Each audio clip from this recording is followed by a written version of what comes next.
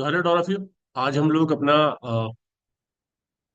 Accounting का next part करेंगे, that is trial balance. ठीक है, ट्रायल बैलेंस में क्या होता है वो हम लोग डिस्कस करने जा रहे हैं। ट्रायल बैलेंस क्या होता है आप लोगों को पता है? किसी को पता है? ट्रायल बैलेंस बेसिकली होता है क्या है कि ये समरी होती है, समरी ऑफ द अकाउंट होता है। जितने भी अकाउंट्स हमने लेजर्स बनाए हैं, हम लोगों ने सबसे पहले बनाना सीखा जर्नल एंट्री। जर्नल एंट्रीज में क्या होता है, एक बुक मेंटेन होती है जिसके अंदर हम अपना सारा रिकॉर्ड रखते हैं, जितनी भी ट्रांजेक्शन है उसमें रिकॉर्ड करते हैं। फिर उसमें जितने भी अकाउंट हैं उनके लिए एक और बुक बनाते हैं जिसे लेजर बोलते हैं, और क्लासीफाई करते हैं हर एक अकाउंट का अलग डिटेल। अब उन अकाउंटों का, जैसे यहाँ पे मान लीजिए सैलरी का लेजर बनाया, रेंट का लेजर बनाया, अलग अलग लेजर बनाते हैं, तो कैश का लेजर बनाया इस बुक में। तो इस बुक में कुछ इनके क्लोजिंग बैलेंस आते हैं, क्लोजिंग बैलेंस आते हैं। उन क्लोजिंग बैलेंस को हम एक पेपर में उतार लेते हैं, एक समरी बना लेते हैं कि आज की डेट में हमारे पास टोटल, हमारे पास जितने भी लेजर्स हैं उनका स्टेटस क्या है। उसको ही क्या बोला जाता है, ट्रायल बैलेंस। अब इसे बनाया कैसे जाता है, जैसे कि आधी बात तो मैंने इसी में समझा दी है, समझ में आ गया होगा। फिर भी देखो, देखो, इसका फॉर्मेट होता है ये, इस फॉर्मेट में से बनाया जाता है, जिसके अंदर हम क्या लेंगे, यहाँ पे सीरियल नंबर, यहाँ पे नेम ऑफ अकाउंट, जैसे कि मान लीजिए सैलरी। ठीक है ना, एलएफ मतलब जो, क्योंकि लेजर फोलियो से आ रहा है ये, तो यहाँ पे क्या लिखेंगे, उस पेज नंबर को लिखेंगे जो लेजर बुक में, जिस पेज पे ये सैलरी वाला लेजर है, वो पेज नंबर लिखोगे। और सैलरी का लेजर का बैलेंस जो है वो डेबिट साइड आ रहा है या क्रेडिट साइड आ रहा है उस लेजर बुक, डेबिट बैलेंस है क्रेडिट बैलेंस है वो आपको बताना है। वैसे तो बाय डिफॉल्ट हमेशा डेबिट बैलेंस ही होगा क्योंकि एक्सपेंसेस है। तो अगर यहाँ पर है तो 2,000 रुपया। ठीक है ना, ऐसे ही अगर मान लीजिए कोई कैश है या कैपिटल है, वो 2,000 रुपया है, तो यहाँ पर जब कभी भी हम पोस्टिंग करेंगे तो ये हमेशा होगा कि इन दोनों साइडों का टोटल वो हमेशा इक्वल आएगा, जैसे भी इक्वल आ रहा है। ट्रायल बैलेंस की एक ये चीज है कि आपका जो बैलेंस है वो इक्वल आएगा। क्यों? क्योंकि हमारा डबल एंट्री सिस्टम का अकाउंटिंग है, तो एक एक एंट्री के से दो दोहरा होता है। तो उसका असर डबल होने की वजह से क्या होता है कि हमारे जो डेबिट और क्रेडिट साइड है वो हमेशा मैच करेगी। और अगर मैच नहीं कर रही है तो कोई ना कोई मिस्टेक है। अब वो अर्थमेटिकल मिस्टेक हो सकती है, ठीक है ना, प्रिंसिपल की मिस्टेक हो सकती है, कुछ भी मिस्टेक हो सकती है, लेकिन ट्रायल बैलेंस से सिर्फ क्या पता कर चलता है, अर्थमेटिकल मिस्टेक तो पकड़ में आ जाती है। लेकिन अगर आपने किसी में अकाउंटिंग प्रिंसिपल ही गलत लगा दिया और वो एंट्री हुई है, तो वहां पे वो पकड़ में नहीं आता। जैसे कि देखो, एक ये छोटा सा क्वेश्चन है, मैं आप लोगों को क्वेश्चन दे रहा हूँ, ये क्वेश्चन करके दिखाओ। आपको सिर्फ ये बताना है कि जैसे वो लेजर ये वाला सॉरी, ये फॉर्मेट बनाओ पहले, ऐसा format.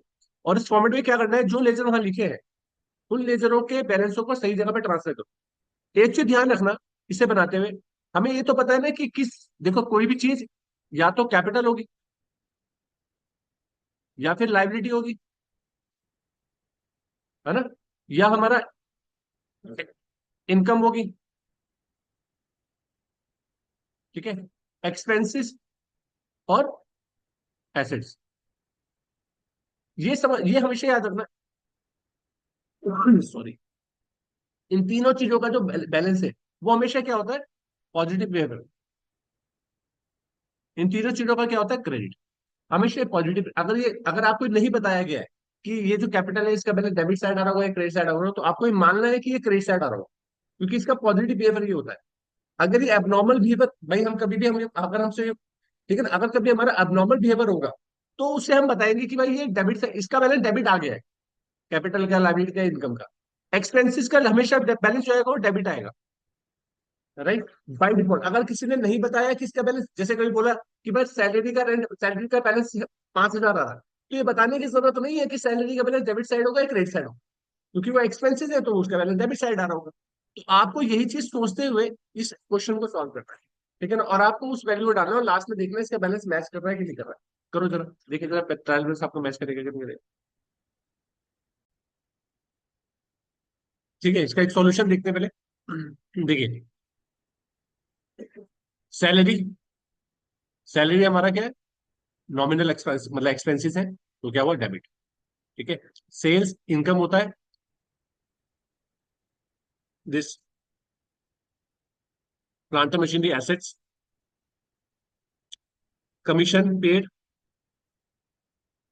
Expense debit, stock asset debit, repairs expenses debit, sundry expenses expenses debit, return inward expenses debit, discount allowed expenses debit, rent and rates expenses debit, purchase expenses debit, debtors, ठीक है ना, asset customer होता है, personal account होता है, तो personal account जब भी हमारा क्या होगा हमेशा, अगर हमसे वो क्या ले रहा है, रिसीवर हो रहा है, तो डेबिट है ना, कुछ ले रहा है तो, ठीक है ना, तो मिलेगा ही इस पैसे देने में।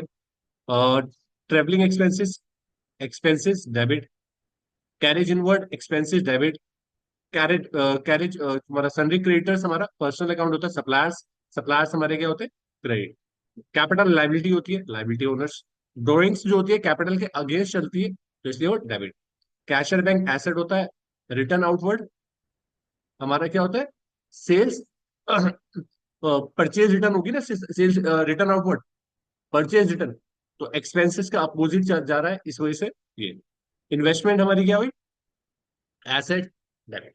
तो ये हमारा ट्रांजेक्शन है। रिटर्न आउटवर्ड मतलब परचेज रिटर्न, परचेज किया था तो एक्सपेंसिस था ना, एक्सपेंसिस जब कम होगा तो अब हो जाएगा, इसलिए इसमें। तो ये हमारा पार्ट है जिसमें देखो अगर आप ये टोटल, तो टोटल आपस में मैच कर रहा है। इसकी डिटेल यहाँ पे लिख भी रखी है कि आखिर इसको क्या मान करके ये करा गया है, ठीक है ना। ठीक है, तो इससे आप लोग इसे कर लीजिएगा। Thank you so much.